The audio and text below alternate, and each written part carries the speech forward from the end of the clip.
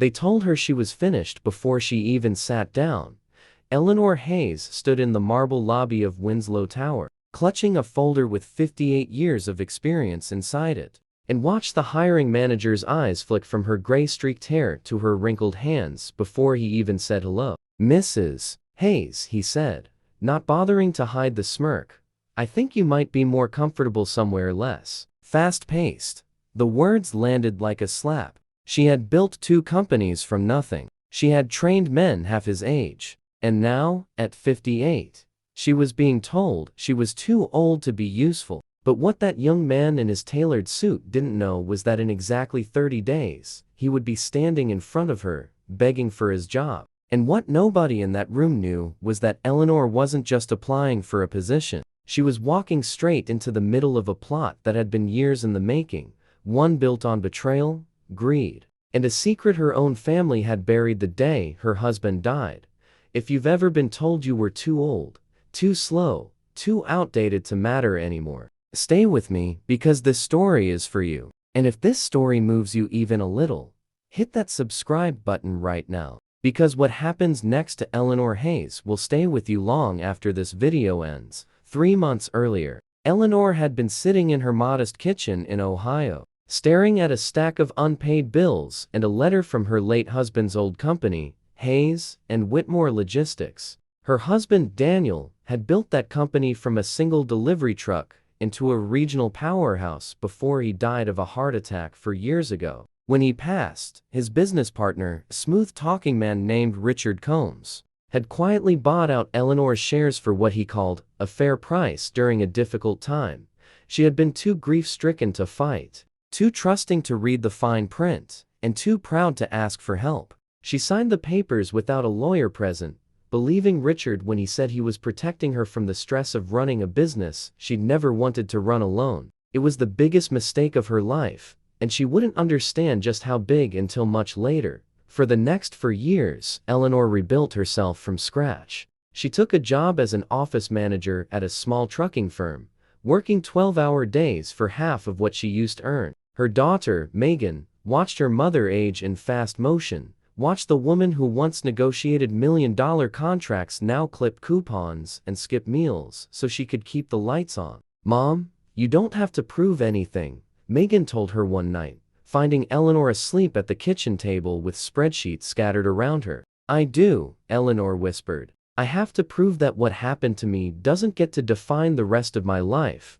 So when a position opened at Winslow Tower, corporate headquarters for a massive logistics conglomerate that had recently acquired several regional companies, Eleanor applied. She had the resume. She had the references. She had 30 years of experience that no 28-year-old could match. But when she walked into that interview, she felt the temperature in the room change the moment she introduced herself. The hiring manager, a slick young executive named Tyler Combs, barely glanced at her resume. Combs. The name should have meant nothing, but Eleanor's stomach twisted the moment she heard it, because Richard Combs, the man who took her husband's company, had a son. And this was him. Tyler didn't recognize her. Why would he? He'd been away at business school when the buyout happened, living off his father's money, never once looking back at the woman his father had quietly pushed out of her own legacy. "I appreciate you coming in, Mrs. Hayes," Tyler said, sliding her folder back across the table without opening it.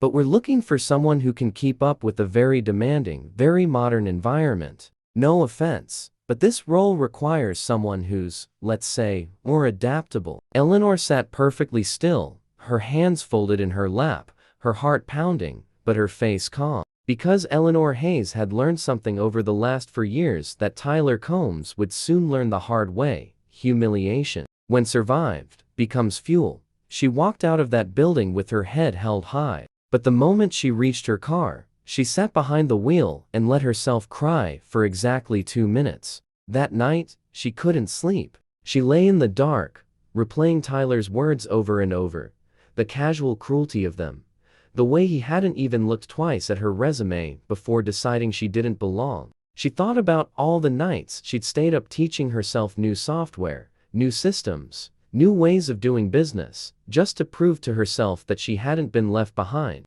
And somewhere around 3 in the morning, Lying awake with the ceiling fan spinning slowly above her, a strange calm settled over her. The kind of calm that comes right before someone decides they are done being underestimated. She got up before sunrise, made a pot of coffee, and did something she hadn't done in for years. She opened the old file labeled Hayes and Whitmore Original Documents.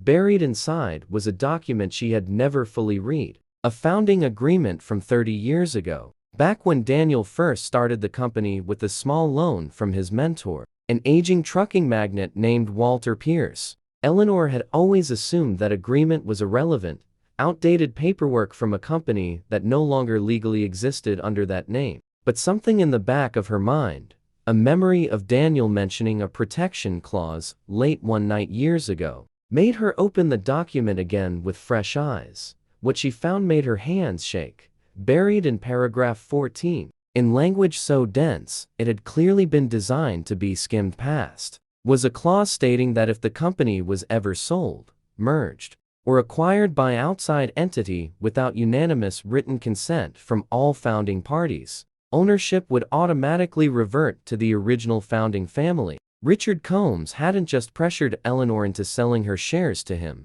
He had, 4 years later, secretly sold the entire company, the same company he told her he was protecting for her, to the very conglomerate that now owned Winslow Tower, and he had done it without ever getting Eleanor's consent. Because he never expected her to open that old file again. He thought she was gone, finished, too old, too tired, too broken to ever come looking. He was wrong.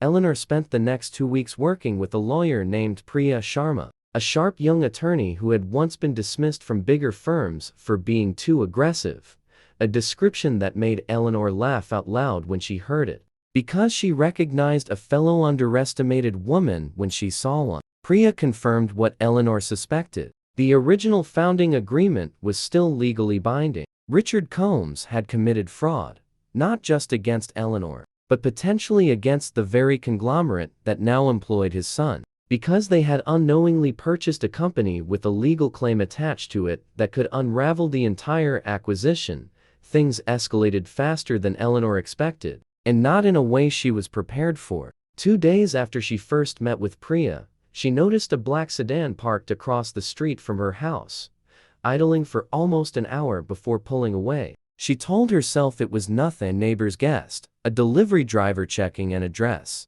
But then it happened again the next evening, and this time, when she stepped outside to get a closer look, the car pulled away too quickly to be a coincidence. Priya wasn't surprised when Eleanor mentioned it. Richard Combs didn't get where he is by playing fair, Priya said grimly. If he suspects you're digging into old paperwork, he'll want to know exactly how much you've found before you make a move. That night, Eleanor changed the locks on her doors and began keeping copies of every document in 3 separate places. One on a cloud drive, one on a flash drive hidden inside an old coffee tin in her pantry, and one physical copy locked in a safety deposit box under her maiden name. A name Richard wouldn't think to search for. A week later, Eleanor received a phone call from a number she didn't recognize. It was Richard himself, his voice smooth and warm in a way that made her skin crawl. "Eleanor, I heard you've been asking around about the old company files," he said, as though he were simply catching up with an old friend. "I just want you to know, if there's anything you need financially, I'm happy to help. No need to go stirring up old paperwork. That's just going to confuse everyone." It was, Eleanor realized, a threat wearing the mask of kindness. The same mask he'd worn 4 years earlier when he convinced her to sign away her shares. This time, she wasn't grieving, and she wasn't alone. "That's very generous of you, Richard," she said. Claiming dismissed her, humiliated her, and stolen her husband's legacy while pretending to help her. So instead of filing immediately, she waited. She watched. And in that waiting, she discovered something even darker than she expected. Priya's research uncovered financial records showing that Richard Combs hadn't only underpaid Eleanor for her shares. He had systematically drained smaller amounts from Hayes and Whitmore's accounts for years before the sale, funneling money into shell companies that eventually funded his son Tyler's lifestyle, his condo, his luxury car, his fast rise through the corporate ranks. Tyler wasn't just an entitled young executive who looked down on older applicants. He was, unknowingly, or perhaps not so unknowingly, living off money stolen from a grieving widow. When Eleanor read that report, she sat in her car outside Priya's office for a long time. Not moving, just breathing, feeling something settle in her chest that wasn't quite anger, and wasn't quite grief, but something colder and more focused than either. She decided to go back to Winslow Tower, not for a job this time. For something much bigger. She requested a meeting, not with Tyler, but with the conglomerate's board of directors, using Priya's legal standing to secure 15 minutes on their calendar under the guise of discussing a compliance matter related to a recent acquisition. When she walked into that boardroom, the same building where she'd been dismissed weeks earlier, she wore the same navy blue blazer she wore to her interview. And this time, every single person in that room stood up when she entered, because Priya had made sure they understood exactly who Eleanor Hayes was before she ever stepped through the door. Richard Combs was there too. He hadn't expected to be. He'd been called in urgently that morning without explanation, and the moment he saw Eleanor sitting calmly at the head of the table with a folder of documents in front of her, his face went pale in a way that told Eleanor everything she needed to know about how much he had been hoping she'd never look closely at those old papers. "Eleanor," he said, his voice suddenly soft, almost pleading. "What is this about?" "This," Eleanor said, sliding a copy of the founding agreement across the table, "is about paragraph 14. The silence in that room stretched so long that Eleanor could hear the air conditioning humming overhead. One by one, the board members read through the document, their expressions shifting from confusion to alarm to something close to panic, because they understood immediately what this meant. Their multi-million-dollar acquisition had a legal defect buried inside it, one that had existed for years, one that Richard Combs had either known about and hidden, or been too careless to ever check. Either way, it was a catastrophic liability, and it was sitting in the hands of the very woman his son had rejected for a job 3 weeks earlier. "You have two options," Priya said calmly, taking over as Eleanor sat back, watching the room absorb the weight of what was happening. "You can spend the next several years in litigation, during which this acquisition and every deal built on top of it will be frozen and publicly scrutinized. Or you can negotiate directly with my client, right now, in this room." The board didn't hesitate for long. Within an hour, they had agreed to a settlement that restored Eleanor's ownership stake retroactively, awarded her significant compensation for the years of lost value and the fraud committed against her, and most importantly, gave her a seat on the newly restructured leadership team, overseeing the very division her husband's company had become. Richard Combs, meanwhile, was quietly and immediately removed from any advisory role he still held with the conglomerate, and internal investigators were brought in to trace the shell companies Priya had uncovered. But Eleanor wasn't finished. Before she left that boardroom, she asked for one more thing. She asked that Tyler Combs be brought in to sit through the remainder of the meeting. He arrived confused, still wearing the same smug half-smile he'd worn during her interview, until he saw his father sitting there with his head down, refusing to meet his eyes, and Eleanor sitting calmly at the head of the table where the chairman usually sat. The board briefed him quickly, and Eleanor watched the color drain from his face as he understood, piece by piece, that the woman he had dismissed as not adaptable enough for a modern workplace was about to become one of the most powerful people in the company he worked for, and that his own father's fraud was the reason his comfortable life was about to fall apart. "Mrs. Hayes," he said, his voice cracking slightly, "I didn't know about any of this." "I swear, I believe you," Eleanor said, and she meant it, because she recognized the difference between inherited arrogance and inherited guilt. "But not knowing doesn't erase what you said to me in that interview. You looked at a woman with 30 years of experience and saw nothing but her age. That's not a mistake you make once. That's a habit, and habits like that have consequences, whether you understand them or not." Tyler didn't lose his job that day. Eleanor made sure of that too, not out of mercy for him specifically, but because she understood something about karma that went deeper than simple revenge. She didn't want to become the kind of person who destroyed lives out of anger. Instead, she requested that Tyler be reassigned, stripped of his hiring authority, and placed under a mentorship program, one that Eleanor herself would help design, specifically targeting unconscious bias in hiring practices across the company. It was, in its own way, a punishment far more lasting than a firing. Every single day, Tyler would have to sit through training sessions confronting the exact prejudice that had almost cost his family everything, built by the very woman he had dismissed. Word of what happened at Winslow Tower spread quickly through the company, then through the industry, then, eventually, through local news outlets covering the unusual story of a fraud case that had unraveled a major corporate acquisition. Eleanor found herself being interviewed, cautiously at first, then more openly, about her experience being told she was too old to succeed, only to uncover a fraud that reshaped an entire company a month later. She never mentioned Richard or Tyler by name in those interviews. She didn't need to. The story spoke for itself, and it spread because so many people, viewers exactly like you, recognized themselves in it. The mother, who was passed over for a promotion. The father, who was quietly nudged out after decades of loyalty. The grandmother, who was told she didn't understand technology well enough to keep up. Eleanor became, without ever intending to, a symbol for every person who had been dismissed too easily by people who mistook age for weakness. Megan,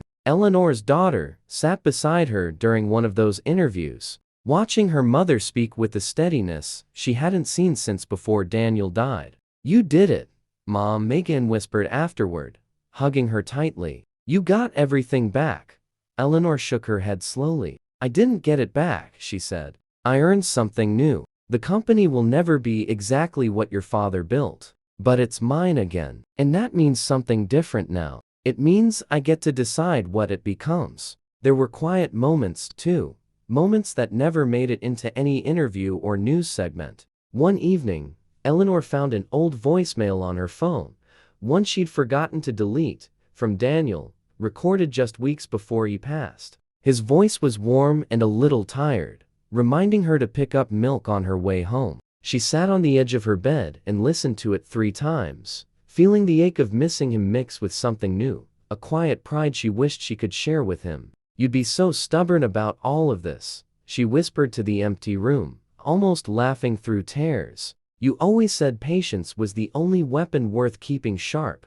It was a small moment, but it reminded her that everything she had rebuilt wasn't about revenge at all. It was about honoring the years Daniel had poured into something real, and refusing to let it be erased by men who mistook grief for weakness. 6 months later, Eleanor sat in her new office at Winslow Tower, the same building where she had once been dismissed in 15 minutes, now overseeing a division that had grown stronger and more ethical under her leadership than it had been in years. She had personally implemented new hiring policies that prohibited age-based rejection language, policies that were quietly being adopted by other companies within the industry after the publicity around her case. Richard Combs faced a lengthy legal battle over the fraud charges, his reputation destroyed, his once comfortable retirement replaced by court dates and diminishing respect from the very people who used to admire him. Tyler, to his credit, completed his mentorship program and eventually became one of the loudest internal voices advocating for fair hiring practices.